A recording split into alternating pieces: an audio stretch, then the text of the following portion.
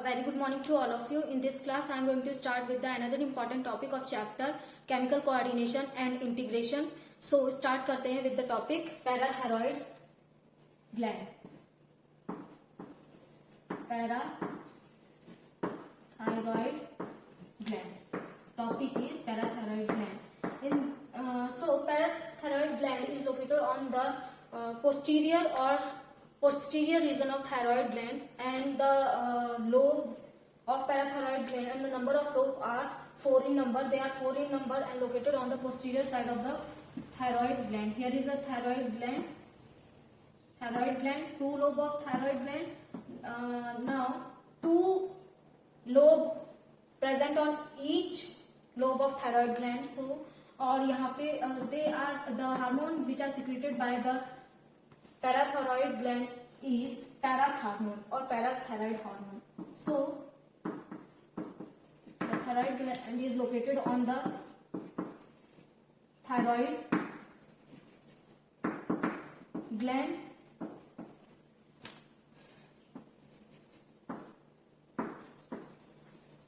Parathyroid gland, and the hormone which is secreted by the parathyroid gland is parath hormone.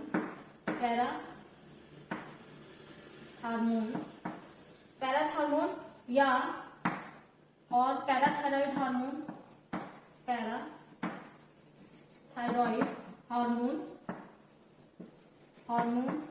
और PTH. So or the chemical composition of parath hormone is peptide. So they are peptide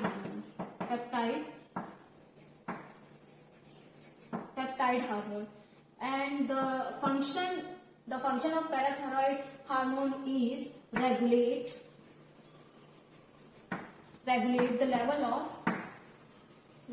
of calcium ion in the blood. So they regulate the calcium ion level in the blood, or generally maintain the calcium ion level in the blood by the reabsorption of calcium ion from the bone. So यहाँ पे ये कैसे maintain करते हैं? By reabsorption of calcium ion from the bone. Now the bone से ये reabsorb करते हैं calcium ion. So generally they are responsible for and they are antagonist to the thyrocalcitonin hormone which is secreted by the pituitary gland. So pituitary gland or these both two hormones, that is parath hormone or thyrocalcitonin, together function as a regulation of function in homeostasis of calcium ion or also regulation of calcium ion in the blood. So दोनों एक दूसरे के साथ function करते हैं. Thyrocalcitonin and the parath hormone function एक साथ करते हैं. ये दोनों ही रेगुलेट करेंगे calcium level in the blood. कैसे रेगुलेट करते हैं? Parath hormone they absorb if the calcium level in the blood is decreases, so that they reabsorb the calcium ion from the bone and release the calcium ion into the blood plasma. And now thyrocalcitonin ये क्या करेंगे? They mainly, if the calcium ion level in the blood is high, so that they ये क्या करते हैं? They transport this calcium ion by the transportation of this calcium ion in the bone. So ये bone में कैसे transport होंगे? जब thyrocalcitonin work करेंगे और फंक्शन करेंगे. तो जनरली दे एंटागोनिस्ट होते हैं, एक दूसरे के अपोजिट फंक्शन करते हैं, बट दोनों का फंक्शन होता है कि ब्लड में कैल्शियम आयन लेवल को मेंटेन करना. साथ में फंक्शन करते हैं बट डिफरेंट मेथड से. If the calcium ion level is in the blood is high, so that the parath hormone और कैल्सिटोनिन वर्क टुगेदर करेंगे. अगर हाई है ब्लड में, so अगर calcium ion level is high in the blood, so इस case में क्या होगा? थायरोकैल्सिटोनिन फंक्शन करेंगे. थायरोकैल्सिटोनिन फंक्शन करेंगे यहाँ पे. इफ द कैल्शियम और ये कैल्शियम जो ब्लड में कैल्शियम आयन है इन्हें डिपॉजिट करेंगे इन बोन में. बोन कनेक्टिव टिश्यू में। Now here is if the calcium ion level in the blood is decreases, so यहाँ पे क्या करेंगे, पीटीएच पैराथार्मोन फंक्शन करेंगे, वो रीएब्सॉर्ब करेंगे यहाँ बोन से रीएब्सॉर्ब करेंगे calcium ion from the bone, और इस तरीके से हाई करते हैं कैल्शियम। थायरोकैल्सिटोनिन इस तरीके से फंक्शन करते हैं। तो एंटागोनिस्ट कैसे होते हैं, ये एक्चुअली में थायराइड ग्लैंड से रिलीज हो रहे हैं, थायराइड ग्लैंड से, और ये पैराथायराइड ग्लैंड से, और दोनों ही फंक्शन पैराथायराइड ग्लैंड कैसे फंक्शन कर रहे हैं। If the calcium ion level increases in the blood cells or in the blood plasma, so that the thyrocalcitonin maintain this increased calcium ion in the blood by deposition of these calcium ion into the bone tissue. Now if the calcium ion level decreases in the blood, so that the parathormone act on bone cells, or generally they release the calcium level from the bone. if the अब यहाँ पे ये calcium ion reabsorption के through bone से ही reabsorb करके calcium ion को maintain किया जाता है। Already we have know that कि जो कैल्शियम आयन है ये क्यों इंपॉर्टेंट है हमारी बॉडी के लिए। तो जितना भी कॉन्ट्रैक्शन होता है या मूवमेंट हो रहा है, हम लोकोमोट कर रहे हैं हर टाइम, और लोकोमोशन कैसे होता है और कॉन्ट्रैक्शन ऑफ मसल ये कैसे हो पाएगा। अगर मैं स्पीक कर रही हूँ तो क्योंकि मेरी जा हमेशा वर्क कर रही है, तो यहाँ पे भी कॉन्ट्रैक्शन और रिलैक्सेशन होगा डिफरेंट मसल्स का, इस वजह से प्रॉपर फंक्शनिंग हो पा रही है। नाउ हैंड्स कैसे मूव करेंगे, लेग कैसे लोकोमोशन, लेग के थ्रू कैसे लोकोमोशन होगा, तो ये सभी डिपेंड है कैल्शियम आयन पे। We have already know about the mechanism of muscle contraction in which the calcium ion bind with the troponin से bind करेंगे, and they uncover the actin filament, active site of actin filament. Finally myosin bind with the active site of actin filament, and they pull or push or mainly rotate the cross bridge structure, so that the contraction of muscle takes place inside the muscle fiber, जिसकी वजह से हो पाता है। अगर यहाँ पे calcium ion नहीं होंगे तो हम कॉन्ट्रैक्शन नहीं हो पाएगा पर्टिकुलर, और बहुत सारे सेलुलर मैकेनिज्म नहीं हो पाएंगे, तो they are responsible in the cellular mechanism. इसलिए ब्लड कैल्शियम बहुत जरूरी है। और अगर कैल्शियम लेवल डिक्रीज कर जाता है ब्लड में, दैट मीन्स कि हम कोई ऐसा न्यूट्रिशन नहीं ले रहे हैं या कोई ऐसा रिसोर्स नहीं ले रहे हैं जिसके थ्रू हमें कैल्शियम आयन मिले, हमारी बॉडी को कैल्शियम मिले, सो दैट तो लेकिन हमारी बॉडी में कॉन्ट्रैक्शन रिलैक्सेशन तो हमेशा ही होगा, क्योंकि हम हमेशा लोकोमोट कर रहे हैं, कोई ना कोई फंक्शन कर रहे हैं, तो वहां पे कॉन्ट्रैक्शन बहुत जरूरी है। तो और कैल्शियम आयन इसके लिए जरूरी है। तो इसे फुलफिल कहाँ से किया जाएगा, through the bone marrow, through the bone tissue के थ्रू इन्हें फुलफिल किया जाएगा जहां भी कैल्शियम है। अब यहाँ पे बोन से कैसे लिया जाता है ये मैकेनिज्म डिस्कस करते हैं कि कैसे ये एक्ट करेंगे बोन पे और कैसे वहां से कैल्शियम आयन रिलीज हो। Decreases in the blood, so that ये मैसेज किसके थ्रू, अगर ये डिक्रीज फॉर्म में है calcium ion level in the blood, तो क्या होगा, ये बाय ब्लड का एक फीडबैक मैकेनिज्म होता है कि पर्टिकुलर कैल्शियम आयन लेवल कितना होना चाहिए। अगर उससे भी थोड़ा सा भी लो हो जाएगा तो ये फीडबैक मैकेनिज्म में आएगा। लो कैल्शियम आयन लेवल से एक फीडबैक मैकेनिज्म स्टार्ट होगा जो पैराथायरॉइड ग्लैंड तक जाएगा, parathyroid gland. Now the parathyroid gland secrete finally the PTH parathormone, और parathormone blood, क्योंकि endocrine gland है तो they secrete their hormone in the blood circulatory system के थ्रू बोन में जाएंगे, bone tissue, and now here is a bone cell osteocytes, and in there is a osteocytes, और जो matrix है because क्योंकि bone tough होती है तो यहाँ पे मैट्रिक्स का फॉर्मेशन में क्या रहेगा, हियर इज टफ मैट्रिक्स और dense matrix. This dense matrix is formed by the calcium and phosphate ion. Calcium and phosphate ion. PO4 double minus.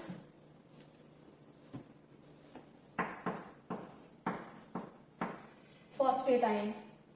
Deposit bone में डिपॉजिट रहते हैं, जिसकी वजह से एक हार्ड जो अपीयरेंस है बोन का वो मिल पाता है, एक टफ अपीयरेंस, और फंक्शनली टफ होते हैं, ये इस वजह से मिल पाता है because calcium ion and phosphate ion deposit in the bone matrix, and these are the osteocyte sales.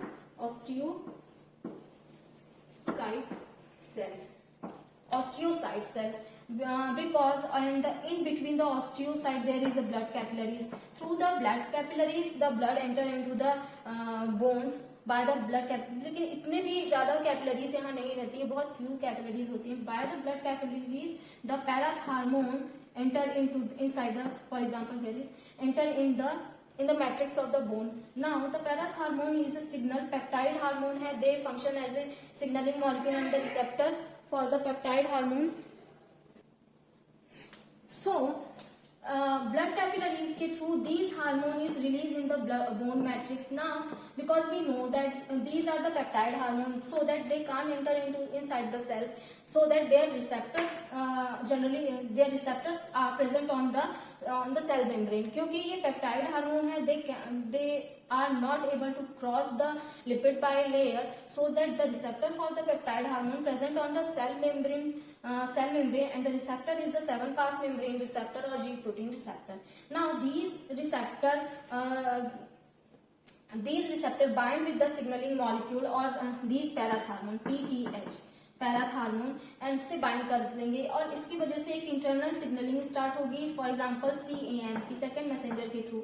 Bye the second messenger finally they are the signalling molecule, with the help of signalling molecule the message convey into the DNA, और ये DNA तक पहुंच जाएगा message. From the DNA the special type of protein is synthesised by the DNA, that is lysozyme, और inside the lysozyme inside the vacuole. Now these vacuole diffuses with the cell membrane. From the cell membrane it enzyme releases into the matrix. Finally these enzyme dissolve the bone calcium ion and phosphate ion. जो एक bone की tough matrix है, जो एकदम tough बना हुआ है और डेंस मैट्रिक्स है, इससे डिसॉल्व किया जाएगा, और डिसॉल्व करके by the enzyme which are produce by the cell osteocyte cell. और ये एंजाइम कब प्रोड्यूस होंगे? जब सेल को PTH हार्मोन के थ्रू सिग्नल मिल जाएगा, और ये सिग्नल बाइंड करते हैं रिसेप्टर से, और एक इंटरनल सिग्नलिंग स्टार्ट होती है by the formation of second messenger, or finally this message is conveyed into the nucleus on the DNA molecule. और finally यहाँ पे एक इंटरनल सिग्नलिंग की वजह से एंजाइम प्रोड्यूस होगा, and the function of enzyme is to resolve the calcium and phosphate ion matrix, dense matrix, and release the calcium and phosphate ion in the blood. So यहाँ से जब calcium यहाँ से release, जब ये enzyme release होते हैं from the cell to the matrix, तो ये डिसॉल्व कर देते हैं इस जगह डिसॉल्व, जो यहाँ पे डेंस मैट्रिक्स है उन्हें डिसॉल्व करके वापस से कैल्शियम आयन वहां से रिलीज कर दिया जाएगा और ब्लड में ट्रांसपोर्ट कर दिया जाएगा. तो ये इस प्रोसेस के थ्रू नाउ ब्लड में कैल्शियम आयन रिलीज हो जाएंगे and phosphate ion in the blood.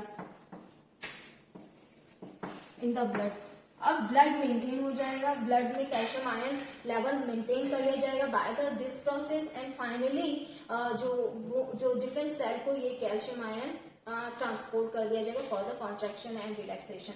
तो इसकी वजह से अब जो कैल्शियम आयन लेवल है वो नॉर्मल हो जाएगा. If the calcium ion level increases, तब क्या होगा particular, if the calcium ion level increase कर गया फॉर एग्जाम्पल, देन ये भी इसके लिए भी एक फीडबैक मैकेनिज्म होगा. By the feedback mechanism this message convey to the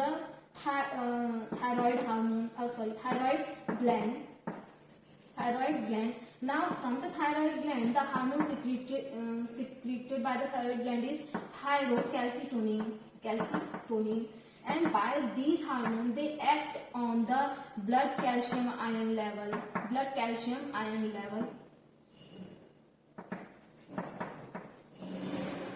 और ये क्या करेंगे, ये इन्हें जो ब्लड कैल्शियम आयन है इन्हें ब्लड से ट्रांसपोर्ट कर दिया जाएगा इन द बोन मैट्रिक्स, और वहां से डिपोजिशन होने लग जाएगा. डिपोजिशन करके फिर बोन का फॉर्मेशन होगा. तो ये नॉर्मली कहाँ पे कब होगा, when any lady become pregnant, pregnancy के टाइम, क्योंकि एक फीटस का डेवलपमेंट हो रहा है, फीटस में बोन का फॉर्मेशन होगा.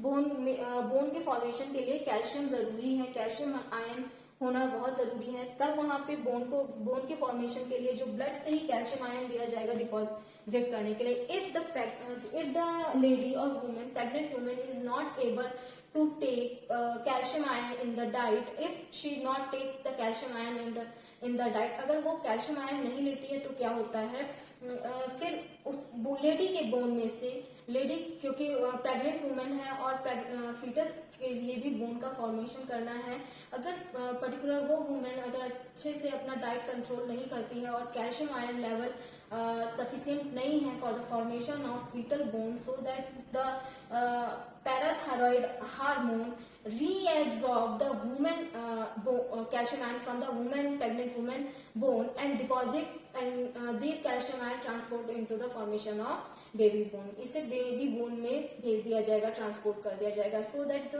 जो प्रॉब्लम आती है कि फीमेल्स में बहुत ज्यादा ऑस्टियोपोरोसिस कॉज होता है, osteoporosis which is related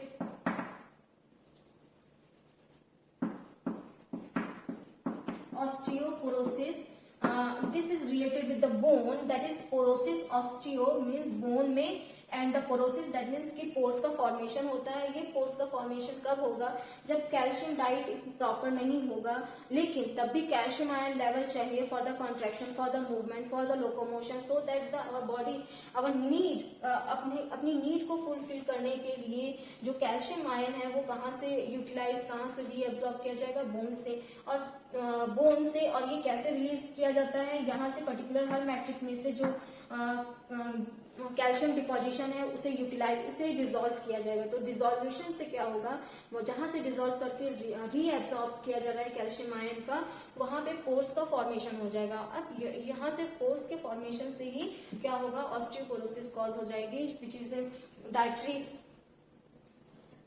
abnormality disease. मतलब कि जब कोई या न्यूट्रिएंट डिफिशियंसी में भी कह सकते हैं इसे, तो क्या होगा कि पर्टिकुलर वो जो ह्यूमन है या लेडी है या गर्ल है जो अपनी प्रॉपर डाइट कंट्रोल नहीं करेंगे और भी उन्हें कैल्शियम चाहिए, कैल्शियम मिल्क और एग से अगर वो नहीं ले पा रहे हैं, तब क्या होगा पर्टिकुलर, क्योंकि लोकोमोशन तो हर टाइम होता है, मूवमेंट भी हर टाइम होता है, तो ऑन द दैट टाइम क्या होगा, पर्टिकुलर हर समय कैल्शियम आयन चाहिए।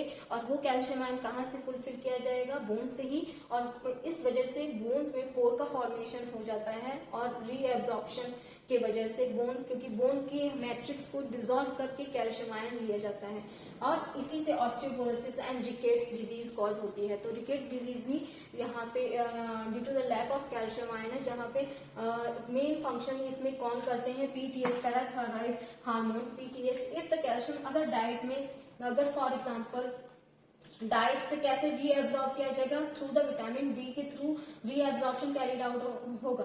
बट इफ अगर डाइट में प्रॉपरली नहीं है calcium ion, then they are the calcium ion reabsorb through the bone matrix, bone matrix से रीएब्सॉर्ब कैल्शियम कर लिया जाएगा। Now next hormone is gland is thymus. Next gland is thymus. The location of thymus is located in between the lungs,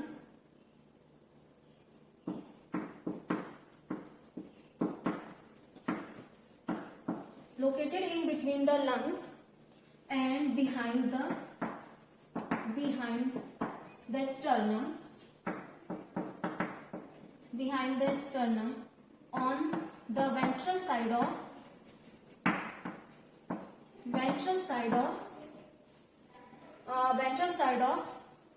dorsal aorta.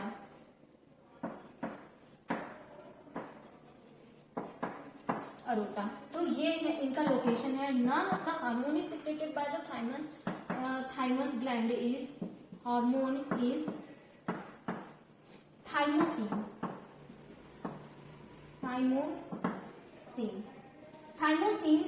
thymosin, and the function of thymosin is differentiation of T lymphocyte cell.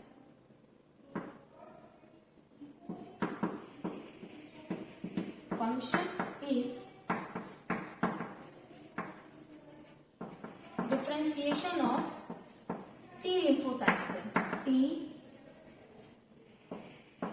lymphocyte cell.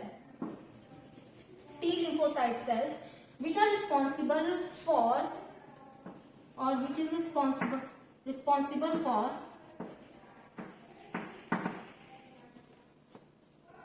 or mainly generate the cell mediated immunity. Cell mediated immunity.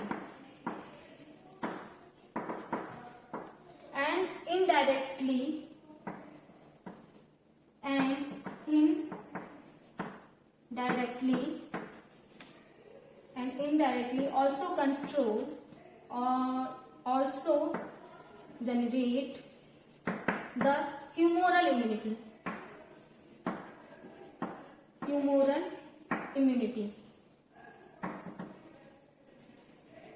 And now अब देखते हैं what is humoral immunity and cell mediated immunity. Now in the cell immunity mainly T cell participate in the cell mediated immunity, that is immunity which are performed by immunity which is given by the cells, different site of cells, macrophages and T lymphocytes, and the immunity which is provided by or generated by the B lymphocyte cell and antibodies. These are the humoral immunity. Mainly antibodies का function करेंगे, they included into the humoral immunity. If the cell generate the immunity, so that this type of immunity is known as the cell mediated immunity. Now what is the function of these cell mediated immunity and humoral immunity? Both का function देख लेते हैं. The thymosin hormone which is secreted by the thymus is responsible for the generation of cell mediated immunity and humoral immunity, or both participate by the and both are generated by the T lymphocytes. The cell mediated immunity is directly generated by the T lymphocyte and the humoral immunity is indirectly generated by the T lymphocytes. अब now what is cell mediated immunity and humoral immunity? When any जब कोई microbe attack करेगा, then this is a microbe or virus, और अगर ये enter कर जाते हैं in the body cell, here is a virus. If they enter into the body tissue, so that they mainly इनसे fight करने, the first response is और mainly the immune response किसके through generate होगा? By the macrophages. The macrophages come to fight with these virus, and if they are not able to fight with these virus, so that they project the part of this virus. They because we know that macrophages are phagocytotic in nature, so that they engulf this virus. If they are not able to fight with this particular virus, so that they show their a short part of the body or short part of the cell on the arm of the macrophages, or macrophage show their cell body or cell part of the virus on the arm, और ये show करने लग जाएंगे, which are received by the T lymphocyte cell. Here is T cell generate the cytotoxic T cell, and by the cytotoxic T cell they produce the toxins. ये toxins का production करेंगे, ये जो T cells हैं produce toxins inside the cells, and they release their toxin out from the cells. and ये toxin से क्या होगा, यहाँ पे जो वायरस है पोर का फॉर्मेशन होगा, परफोरेशन हो जाएगा वायरस सेल का और डिग्रेडेशन हो जाएगा. तो इस तरीके से जो मीडिएट करी जा रही है इम्यूनिटी, तो इसे बोला जाएगा through the T cell mediate की जा रही है, तो cell mediated immunity. This is known as the cell mediated immunity. And cell mediated immunity,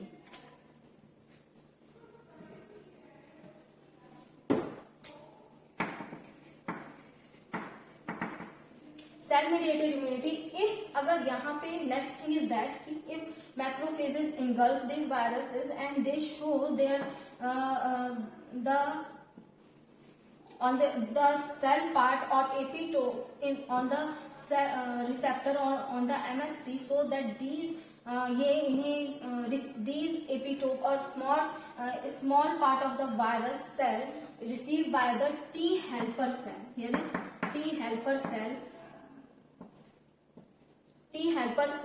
and the T helper cell indirectly they convey this message to the B lymphocyte cell. Here is B lymphocyte cell, that is this virus attack on the body, so that they ये क्या करेंगे generally, ये करने का मतलब क्या होता है कि एक short part of the cell structure क्यों शो किया जाता है बाय द मैक्रोफेजेस, दैट ये बताने के लिए कि इस पर्टिकुलर इस सेलुलर कंपोजिशन वाले वायरस ने अटैक किया है बॉडी पर, and this signal is received by the T helper cell which check the identity of different cell or differentiate in between the non-cellular protein and cellular protein, so that they identify that this protein is not the protein which is belong, ये वो protein नहीं है जो हमारे body से है, ये protein दूसरे बॉडी से है या फॉरेन एंटीजन है ये, so that they convey this message to the B lymphocyte cell, और from the B lymphocyte cell the B lymphocyte cell finally produces army of antibodies, and they release their army of antibodies on the viral attack on the site their viral attack, so that ये क्या करेंगे, जहाँ पे virus entry है या viral attack है उस side पे ये एंटीबॉडीज रीच कर जाएंगे, और यहाँ पे इस वायरस का एक क्लस्टर और प्रेसिपिटेशन करना क्लस्टर बनाना स्टार्ट हो जाएगा और प्रेसिपिटेट बनाना स्टार्ट हो जाएगा, and finally they D generate कर दिए जाएंगे। नाउ ये प्रोसेस क्या कहला रहा है, ये humoral immunity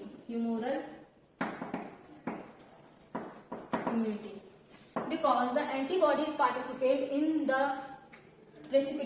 formation of precipitate of viruses, so that this type of immunity is known as the humoral immunity. If the T cells or cytotoxic T cell participate and natural killer cell participate, or cytotoxic T cell participate in providing the immunity, or in generating the immunity, so that this type of immunity is known as the cell mediated immunity. And the thymus is also responsible for the maturation of T lymphocyte cell, जो different, because T lymphocyte cell से ही T helper cell और cytotoxic T cells CD4 and CD8 cells का formation, these are the receptors CD4 and CD8, or mainly identity of the cytotoxic T cell and T helper cells. So CD4 and CD8 are the receptors which are present on the cytotoxic T cell. Now they are responsible for the generation of immunity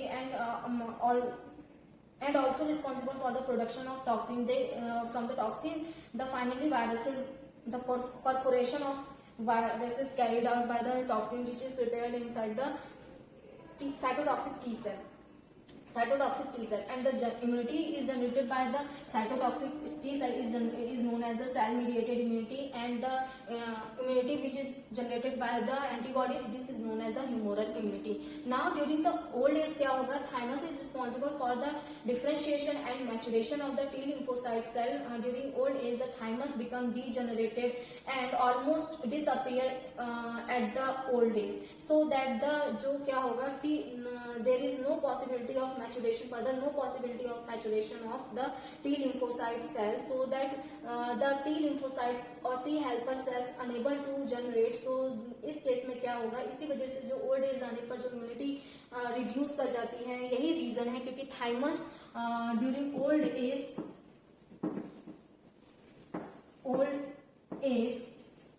जो thymus है वो degenerate कर जाएगा,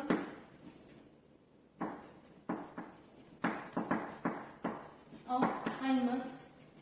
So the thymosin is not produced by the thymus, and the differentiation and maturation of T lymphocyte cells is carried out by the thymus gland. So the maturation of T lymphocyte cell is not carried out by the thymus, because thymus is already degenerated in the old age, during the old age, so that the immunity of these person become weak. During that time the immunity of these person weak immunity. This causes the weak immunity. Weak immunity, जो immunity weak हो जाती है old age आने पर, यही reason होता है, because the thymus gland is degenerated, so the differentiation and maturation of T lymphocytes not possible in the thymus gland, and the overall immunity lack. But there is a possibility of the formation of antibodies, because these antibodies are already prepared in the. लेकिन अगर किसी नए cell ने या किसी नए antigen ने attack किया है ऐसे पर्सन पे, तो क्या होगा, तब they are not able to fight with that virus, bacteria और फंजाई, तो और पैथोजन जो अटैक कर दे वहां पे, जो हार्म पहुंचाना चाहे। तो वहां पे अगर मेमोरी नहीं है, because this are the antibodies और humoral immunity are the memory based immunity. अगर मेमोरी रहेगी, दैट मीन्स कि अगर पहले वायरस ने, इस पर्टिकुलर वायरस ने पहले अभी अटैक किया होगा, तो उसके अगेंस्ट में एंटीबॉडीज पहले से बनके तैयार होगी। बट इफ द ओल्ड में एज में ही पहली बार अटैक हो रहा है, तब उस केस में क्योंकि एंटीबॉडीज नहीं है, और जो टी लिम्फोसाइट्स हैं they are also support the formation of antibodies. तो जो आइडेंटिटी की जाती है, आइडेंटिफाई किया जाता है कि हमारे सेल के पर्टिकुलर ये सेल है या नहीं, या बाहर की सेल है, या फॉरेन एंटीजन है, या हमारे सेल, तो वो डिफ्रेंशिएशन पॉसिबल नहीं हो पाता है। जब वो डिफ्रेंशिएशन पॉसिबल नहीं होगा तो उसके अगेंस्ट में एंटीबॉडीज नहीं बनेगी। और यही मेन रीजन है कि जो ओल्ड एज पर्सन है इनकी इम्यूनिटी वीक हो जाती है, क्योंकि जो इनडायरेक्टली टी लिम्फोसाइट्स ये जनरेट कर रहे हैं, और टी लिम्फोसाइट्स ह्यूमरल इम्यूनिटी को भी जनरेट कर रहे हैं। और टी लिम्फोसाइट का मैचुरेशन थाइमस में होता है, और वो अपने जो फाइट करने की जो एबिलिटी उनकी होती है वो कहाँ से गेन करते हैं, थाइमस से, वहां पे मैचुरेशन के थ्रू। ना थाइमस ग्लैंड डी जनरेट कर गए हैं, थाइमोसिन डी जनरेट कर गए हैं, नहीं है, lack of thymosin. Due to the lack of thymosin they are the T lymphocytes are not able to differentiate, or not able to identify the virus antigen and bacteria antigen in between, or difference they are not able to differentiate in between the body cell or the foreign cell, so that इस वजह से immunity lag कर जाती है। Now next class में हम next topic discuss करेंगे।